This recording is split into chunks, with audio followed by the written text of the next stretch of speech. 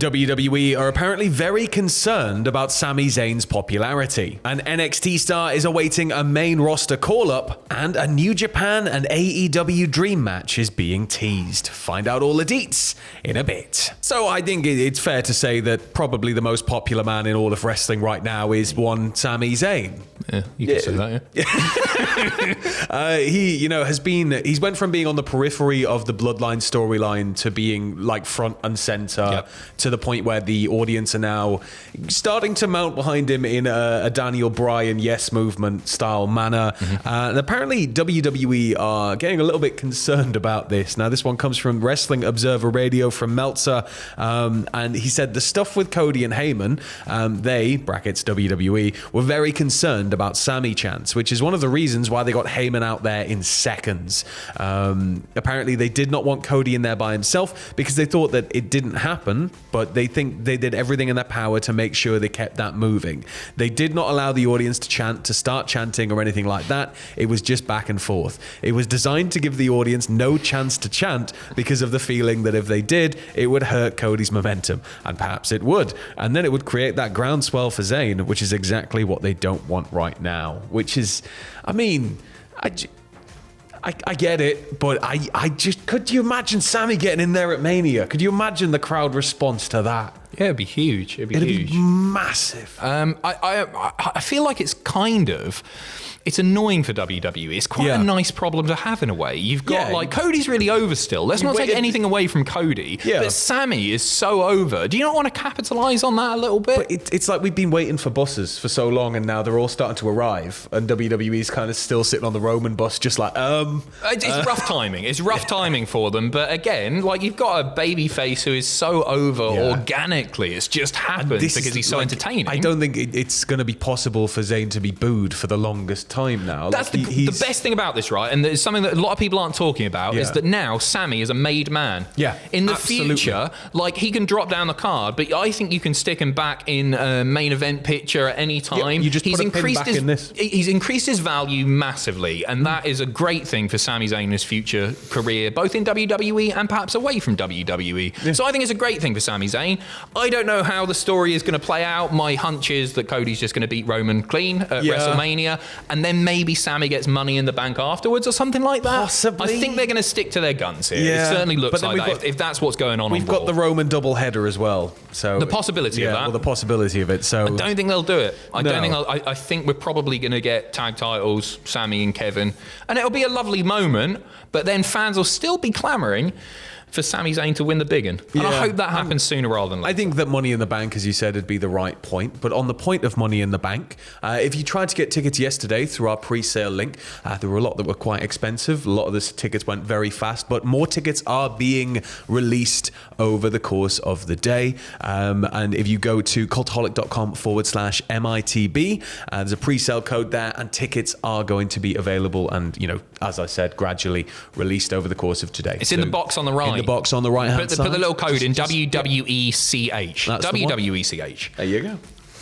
Moving on, though, we've got future plans for an NXT star. Now, this one comes from Wrestling Observer Radio 2, and this is Meltzer reporting the status of Cameron Grimes, specifically that Grimes has finished with NXT and is headed to the main roster.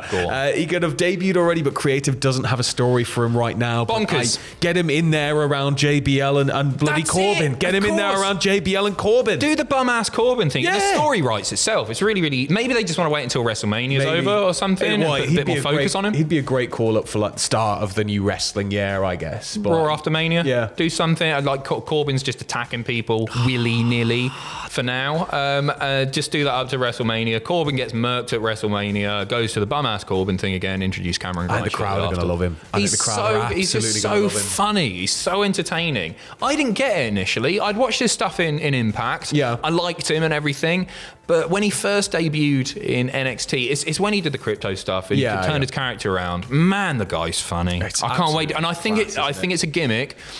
that will really work on the main roster. Sometimes, I don't know why, but Vaudevillains just sprang to mind. It's a gimmick that works in NXT in front of a smaller, more niche crowd. Yes. And then they get to the main roster, it doesn't quite work out. I think Cameron Grimes is probably the absolute opposite. It's like Elias. He's like Elias. He's going to come up and he's going to be a big deal. I really hope so anyway. Don't mess him up. Moving over to SmackDown, though, we've got a SmackDown start set for a Raw appearance. Now, Monday's edition of Raw is already scheduled to host a big WWE Women's Tag Team Championship match between the team of Becky Lynch and WWE legend Lita and Damage Control, Io Sky and Dakota Kai, which is going to be just huge. Yeah. It's going to be huge. That's cool, that, isn't it? Random Raw. But the event page for the arena, which is in the Van Andel Arena in Grand Rapids, Michigan, they're advertising just on the website here, but nothing on WWE.com. WWE, at the time of recording, haven't made an announcement, but apparently Ronda Rousey is also set to appear on the show. It's been reported in the past that they're going to be doing something. It's going to be Ronda and Shayna versus the tag champs at WrestleMania. So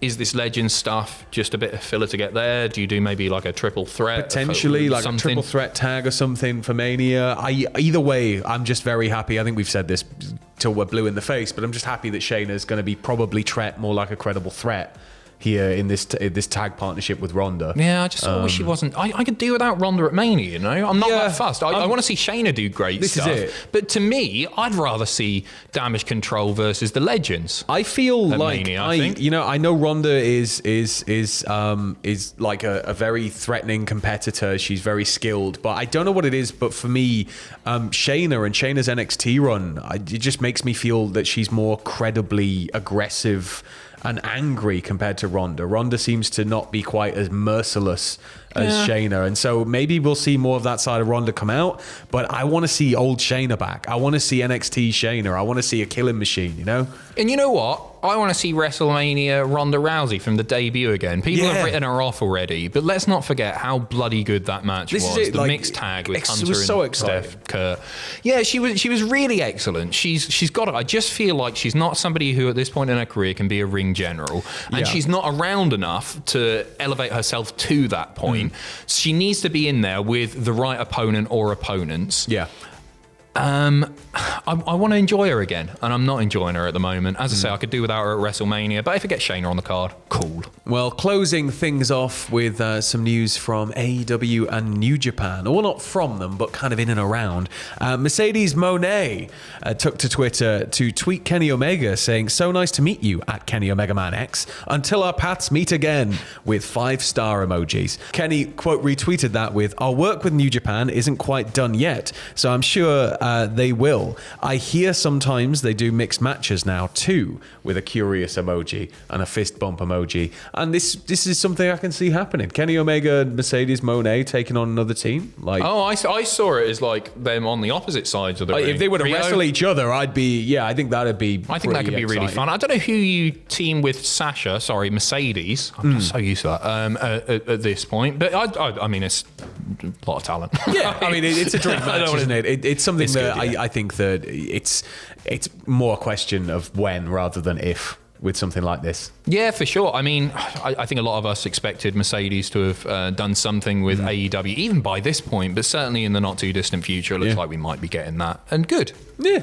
Maybe it means it's going to lead to more of an inroad with AEW for her as well. I hope so. Either way, that's it for your second dose of lovely wrestling news. We may be back in a little bit with more if any further news breaks. But if not, catch you in a bit. Tatty bye. Have a lovely Friday. And wear a coat if it's cold outside or something. I don't know.